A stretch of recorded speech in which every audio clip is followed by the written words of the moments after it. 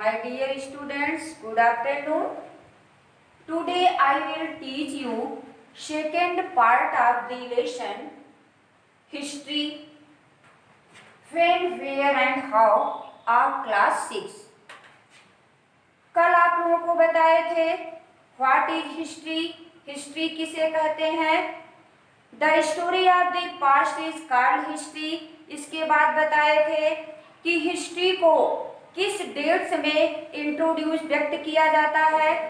बताए थे बीसी और AD. BC before Christ, Isa Masih के जन्म के पहले का समय बीसी में, और एडी एनो डोमिनी यानी जो है ईसा मसीह के जन्म के बाद का जो समय है उसको एडी में व्यक्त किया जाता है। और इसके बाद बताए थे कि हिस्ट्री को कितने युगों में, कितने एजेस में बांटा गया है। दो एज में बांटा गया है, प्री हिस्टोरिक एज और हिस्टोरिक एज। अब इसके बाद आज तुम लोग पढ़ोगे कि सोर्सेज ऑफ हिस्ट्री के बारे में, कि इतिहास को जानने के कौन कौन से स्रोत हैं, माध्यम हैं। तो पहला है लिटरेरी सोर्स, साहित्यिक स्रोत। अब लिटरेरी सोर्स किसे कहा जाता है पहले यह जानोगे। Literary sources are divided into two groups. साहित्यिक स्रोत को दो वर्गों में विभाजित किया गया है, रिलीजियस जिसको कहते हैं धार्मिक हिंदी में, सेकुलर यानी धर्मनिरपेक्ष। अब यह जानो कि रिलीजियस लिटरेरी क्या होते हैं। रिलीजियस लिटरेरी में यानी वे होते हैं जो कि किसी धर्म से जुड़े होते हैं। ऐसी पुस्तकें जो किसी धर्म विशेष से जुड़ी होती हैं उन्हें लिटरेरी सोर्स कहा जाता है, लिटरेरी रिलीजियस सोर्स कहा जाता है। जैसे वेदास, यह हिंदू धर्म से जुड़ा हुआ है, रामायण है, महाभारत है, ईटीसी। अब इसके बाद सेकुलर लिटरेचर किसे कहा जाता है। Secular literature are those which are not connected to any religion और फेथ। सेकुलर लिटरेचर यानी धर्म निरपेक्ष जो साहित्य होता है, आर दोज वह होता है which are not connected जो नहीं जुड़ा होता है टू एनी रिलीजन किसी धर्म से, और फेथ अथवा आस्था या विश्वास से। एज साइंस, पोएट्री, ड्रामा, अर्थशास्त्र, ईटीसी। यानी वह साहित्य जो कि किसी धर्म या आस्था विश्वास से नहीं जुड़ा होता है उसे सेकुलर लिटरेचर कहा जाता है। फॉर एग्जाम्पल है साइंस, विज्ञान, वह किसी धर्म से नहीं जुड़ा हुआ है। पोएट्री, वो पोएट्री भी किसी धर्म से नहीं जुड़ी हुई है। ड्रामा, अगर कोई ड्रामा है तो वह भी किसी धर्म विशेष का नहीं होता है। और अर्थशास्त्र जो कौटिल्य के द्वारा लिखी गई पुस्तक है वह भी किसी धर्म से नहीं जुड़ी गई है।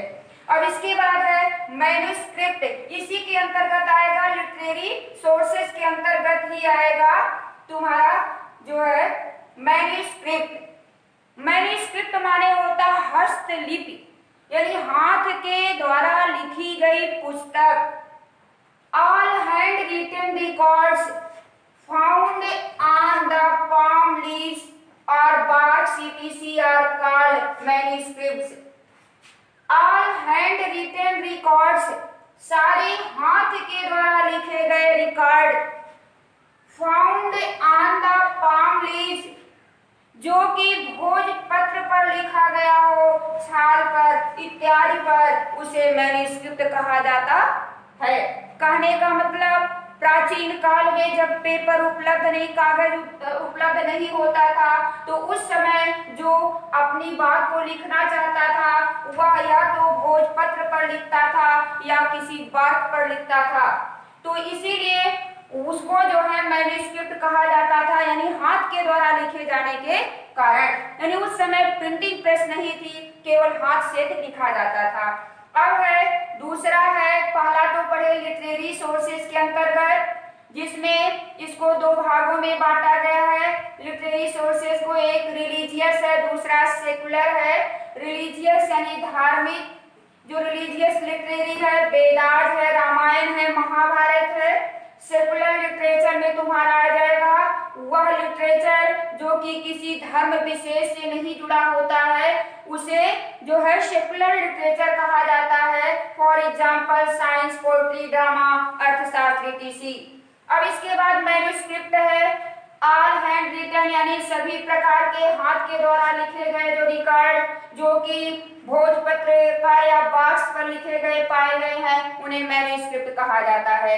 अब इसके बाद है आर्कोलॉजिकल सोर्सेज क्या थे, यानी जो कि जिसके बारे में कोई हमको रिटन रिकॉर्ड नहीं मिला था, यानी हम किसी एविडेंस के आधार पर यह निर्धारित करते थे कि यह किस समय का है। जैसे आगे चल के पढ़ोगे इंडस वैली सिविलाइजेशन के बारे में, सिंधु घाटी सभ्यता के बारे में, उसका पता हमें आर्कोलॉजिकल थिंग्स के द्वारा ही पता चला है कि उसमें जो है कैसे मकान होते थे, कैसे वहाँ का टाउन्स होता था, कैसे ग्रेनरी हाउस होता था, कैसे वहाँ की स्ट्रीट थी, कौन सी लिफ्ट थी, क्या कॉइन्स थे, क्या ज्वेलरी थी, इसी के बारे में।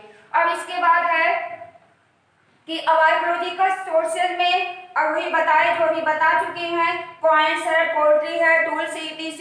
यह सब एक्सकैवेशन कार्य के द्वारा निकाले गए सामान होते हैं और यह उस समय के इतिहास के बारे में हमको जानकारी देते हैं कि वह उस समय का हमारा रहन सहन या हमारी सभ्यता कैसी थी। अब इसके बाद है इंस्क्रिप्शन। इंस्क्रिप्शन माने होता है शिलालेख। These are writings engraved on the pillars, walls, metals, plates। यानी ये ऐसे लिखे गए, एनग्रेव्ड माने खुदाई करके लिखना, ये लिखे गए चीज होती है जो कि किस पर लिखी गई, पिलर्स पर, वॉल पर, मेटल धात पर और प्लेट्स पर।